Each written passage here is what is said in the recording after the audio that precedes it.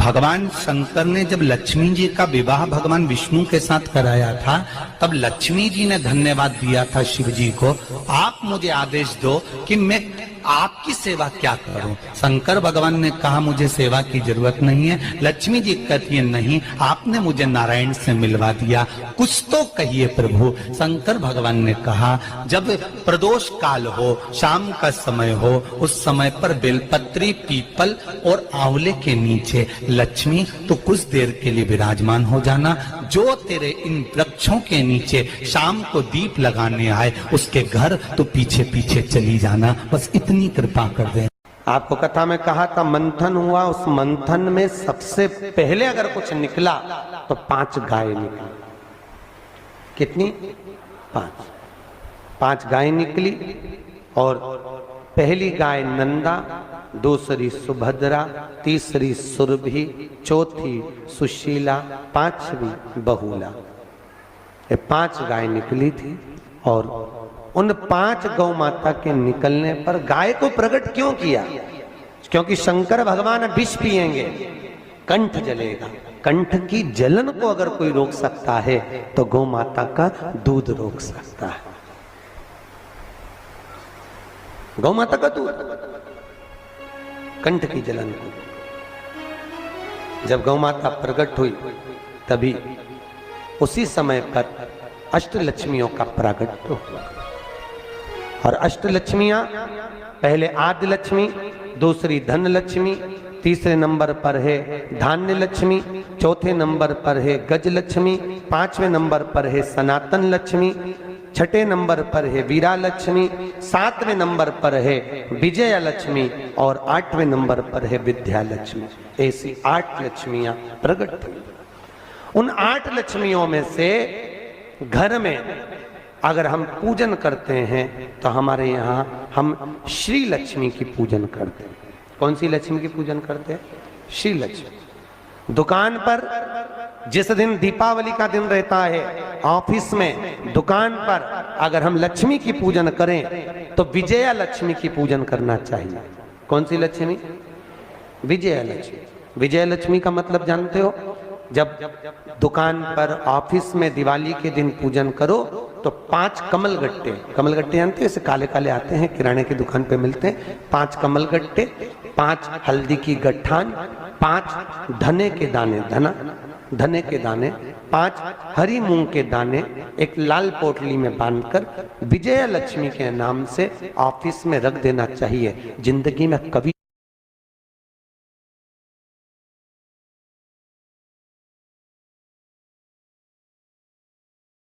चौगने बढ़ते चले जाते हैं। ये केवल लक्ष्मी पूजन वाले दिन होता है। तो घर में अपने रखी जाती है श्री लक्ष्मी। उसी श्री लक्ष्मी को हमारे यहाँ धन लक्ष्मी कहा गया है। और व्यापार व्यवसाय में रखी जाती है, जम के बोलो, विजया लक्ष्मी। बच्चों के रूम में दीपावली के दिन जो पूजन करी जाती है वो गज लक्ष्मी की करते हैं। कौन सी लक्ष्मी? गज लक्ष्मी। गज लक्ष्मी मतलब हाथी पर बैठी हुई। हाथी पर बैठी हुई लक्ष्मी से मतलब ये नहीं कि आप गज लक्ष्मी का फोटो लगा दो या गज लक्ष्मी का चित्र लाओ या मूर्ति लाओ। अपने को केवल एक पूजन के बाद में कुंकू की या हल्दी की या सिंदूर की बिंदी अपने बच्चों के पढ़ाई के रूप में गज लक्ष्मी के नाम की लगा देना चाहिए।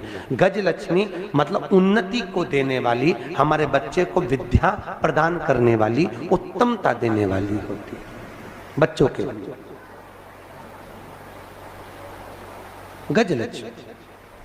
हाँ, किसी व्यक्ति से धन लेना है, संपदा लेना है, वो नहीं दे रहा तो हमारे यहाँ सनातना लक्ष्मी का पूजन किया जाता है। कौन सी लक्ष्मी? सनातना लक्ष्मी।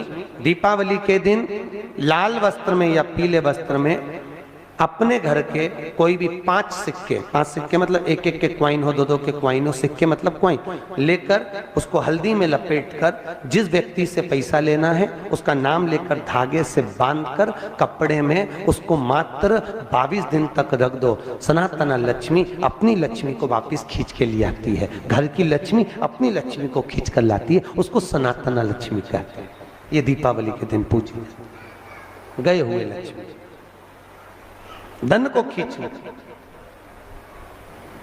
वो चुंबक देखी है? अरे बोलो तो।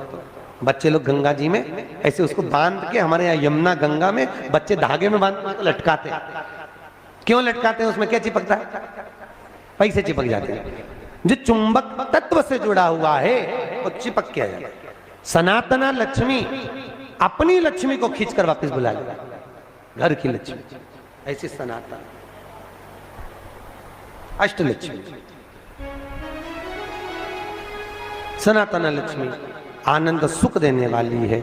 उसी तरह जब व्यक्ति के जीवन में बहुत ज्यादा कोई रोग उत्पन्न हो गया हो, बहुत बड़ी बीमारी हो गई हो, डॉक्टर बोल रहे हो कि इसका बचना मुश्किल है, ये अब बहुत ज़्यादा तकलीफ में है और आप चाहते हो कि इसको रहना चाहिए, समय इसका निकलना चाहिए, तो वीरा लक्ष्मी की पूजन की जाती है। कौन सी लक्ष्मी? वीरा लक्ष्मी। वीरा लक्ष्मी कैसे पूजते हैं? कहते हैं नीम की 5 पत्ती। कितनी पत्ती? नीम की 5 पत्ती, एक कमलगट्टा पानी के कलश में डालकर रात भर बीमार व्यक्ति के पास में रख दीजिए। वीरा लक्ष्मी के नाम से 7 बार उतार कर नीम के पेड़ के नीचे से डाल दीजिए। उस व्यक्ति को कष्ट नहीं होता और वो धीरे धीरे स्वस्थ होना चालू हो जाता है। अगर कोई बड़ी बीमारी है तो भी, कैंसर जैसी बीमारी में भी इसको प्रयोग कर सकते। वीरा लक्ष्मी। बोल लक्ष्मी महारानी की। लक्ष्मी सबसे ज्यादा प्रसन्न कौन से दिन होती है? जम के बोलिए जरा। शुक्रवार। तो शुक्रवार को लक्ष्मी सबसे ज्यादा प्रसन्न क्यों होती है? उसका प्रसन्न होने का कारण क्या था? लक्ष्मी जी के 2 भाई थे, दोनों की शादी नहीं हो रही थी, दाता और विधाता, दोनों का विवाह नहीं हो रहा। और दाता विधाता के लिए लक्ष्मी बड़ी परेशान थी। रोज नारायण से कहती थी प्रभु कुछ कृपा करिए, दाता विधाता का विवाह नहीं हो रहा, उम्र होती चली जा रही, इनका कुछ करिए प्रभु, आप नारायण आप कुछ तो कर सकते हो। भगवान नारायण ने तब लक्ष्मी से कहा एक काम करो, बेलपत्री के पेड़ के नीचे बैठकर लक्ष्मी तुम अनुष्ठान करो तुम्हारे भाइयों के विवाह के लिए। इसलिए आज भी हमारे हिंदू धर्म की रीति है कि बेलपत्री के पेड़ के नीचे शाम के समय लक्ष्मी का वासा होता है। इसलिए लोग इस बेलपत्री के पेड़ के नीचे